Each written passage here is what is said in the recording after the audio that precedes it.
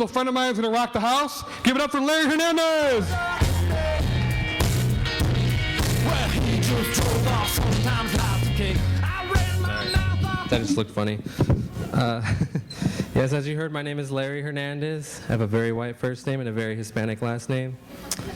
So basically that means I have split personalities. I go up and introduce myself to someone. I'm like, hey, I'm Larry.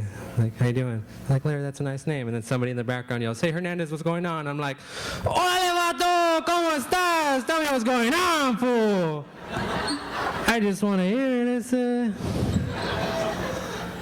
So I got that going on for me. It's not a very good situation whenever it's at a job interview. They're like, so, Mr. Hernandez, what would you like to get paid? And I'm like, whatever, fool, whatever. I usually get paid by the ounce. It's all good. Yeah. But I moved to a very white neighborhood at a young age, so I changed my name from Daniel to Larry. That's where I stuck with that. And they saw my last name. All they saw was my last name. They just put me in an ESL class right away. They're like, Hernandez, check him off. Put him in the ESL class. Yeah, it's pretty ridiculous. The teacher finally addressed me. He came up to me. He's like, hola, ¿cómo estás? ¿Cómo te llamas? And I'm like, dude, my name's Larry. I don't even speak Spanish. Like, what the hell? They're like, oh, are you sure? Like, because we put you in the wrong class. Are you Mexican? I'm like, yeah, of course I'm Mexican. Like, oh, well, we still got to give you this little test to make sure you're Mexican. I'm like, oh, what kind of test? Like, oh, we just got to take you to the playground and see how you interact with all the other kids. I was like, okay, that sounds fine. So they put me on the swings. Recess, I was on the swings. There's a white girl next to me. I was like, what's up, white girl? Put me on the teeter-totter. I was like, well, this is boring. I was like, I don't want to do that. Threw me in the sandbox. I was in the sandbox, just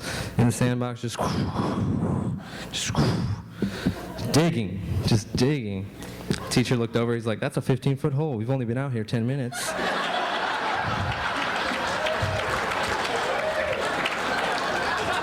Of course he's Mexican. And that was just a decoy. I started on the real one yesterday. It's got lights in it and everything. Oh, that's amazing.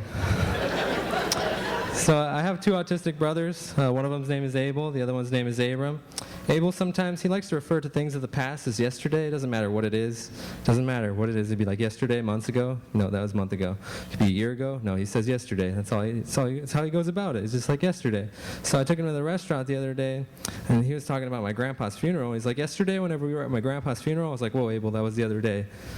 And then the lady asked me, he's like, is he crazy or something? Why does he say yesterday for everything? I'm like, oh, he's fine. He's normal. It's okay. I was like, he's not crazy.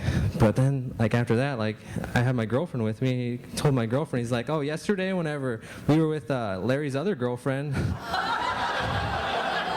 And I'm like, whoa, he's crazy. He belongs in a home.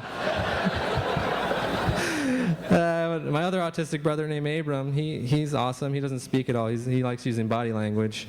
And so I take him to the store with me all the time. And whenever I'm a little short on funds and I can't afford condoms, I like to just hand them to him, or razors so I can shave. I like to hand them to him. He just sticks them in his pocket right then and there. So I'm just like, and then if he gets caught, I can be like, oh, I'm sorry, he's autistic.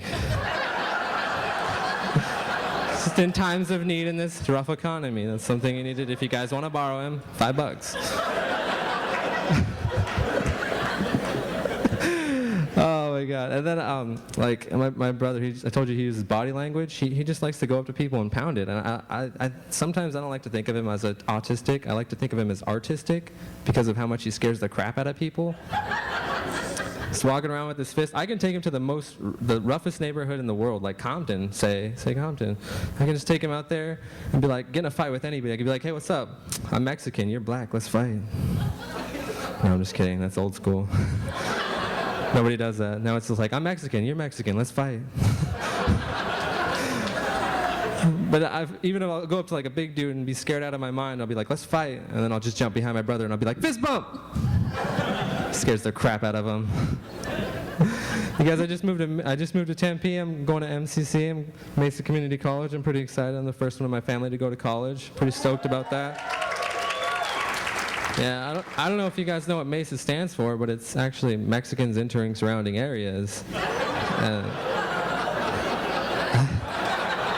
That's also where Sheriff Joe's posted up. Like, so every time I go through there, my car drives like this. It's just crazy. Like, I'm braking the whole time. I'm so scared out of my mind. I'm going by Sheriff Joe.